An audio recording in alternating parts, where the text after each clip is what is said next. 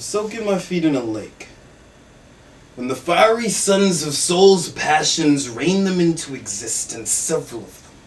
Watery vixens with shallow skin, skirts of cholera and pigtails of New World water, pavement putrid like Old World oil.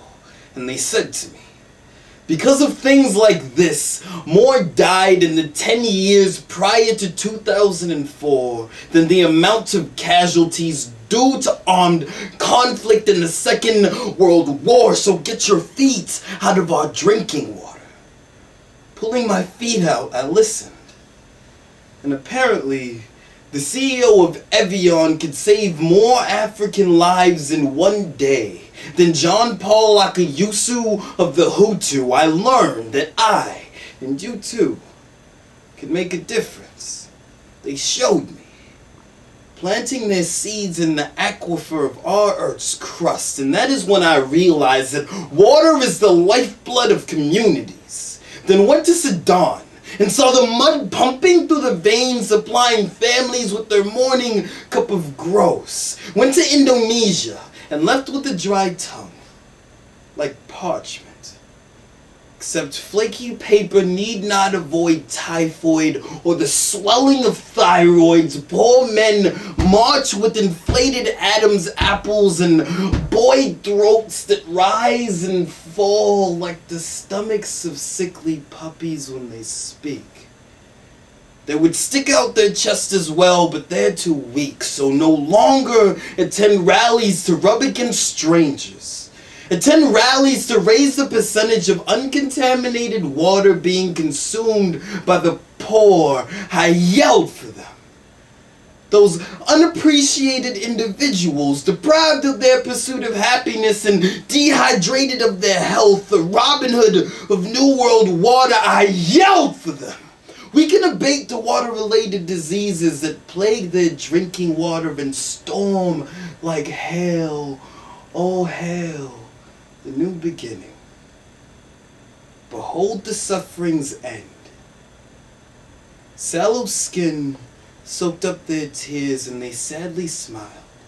Those watery vixens, and with their deed done, one by one evaporated, wispy nothing, leaving me to the faint whispers of unjust bravado and thoughts of ripples and thoughts of displacement. And that's when I realized that I must displace myself and place myself in their invisible waterlogged footsteps. So help me find the beginning to a never-ending waterfall, and I'll strain it as if I were pursuing gold. Help!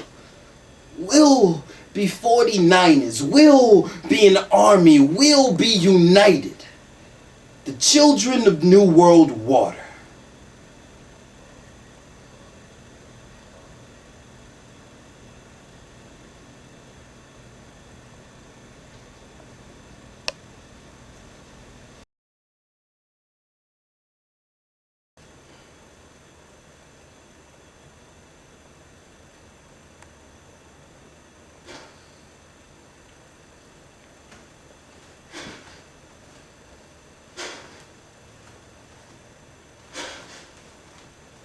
She used to call me Jimmy before she broke my heart. Now Jimmy's story seems to be on every channel in my fucking mind's eye. See, Jimmy's from down south, where the harmonica players call their instrument of choice the harp. Jimmy's world is cerulean blues and wood chips.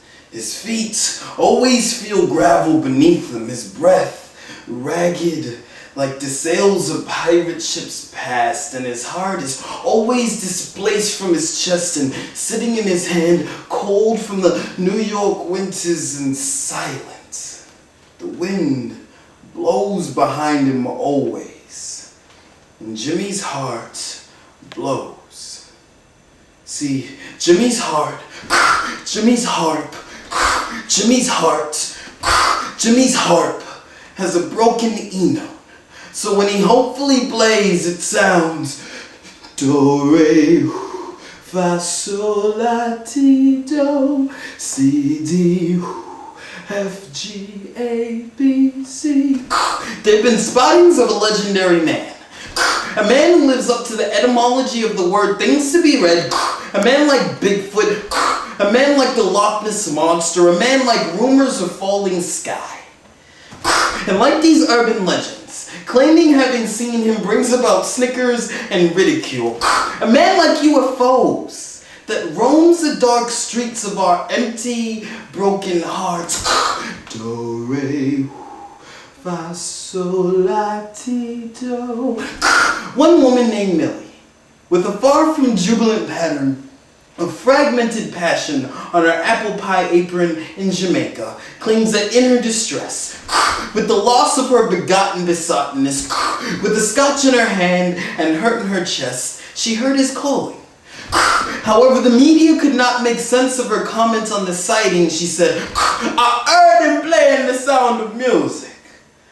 Now, we must disagree with Mr. Marley, cause one thing about music, when it hits you, you feel some pain.